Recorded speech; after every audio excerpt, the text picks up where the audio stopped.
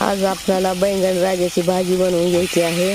तर प्रथम मी कढई ठेवून घेतली होती। कढईत नंतर तेल टाकलेलं आहे। तेल टाकल्यानंतर तेलामध्ये जिरे, मोहरी, कढीपत्ता, लसूण, अद्रक, कोथिंबीर, टमाटर छान असं तळून घेतलेलं आहे आणि त्यात टाकलेला आहे गरम मसाला, काळं तिखट आणि वांगे टाकल्यानंतर टाकलेलं आहे आपण शेंगदाणे टाकून अशी सुंदर भाजी बनवलेली आहे। आवडली तर लाईक, शेअर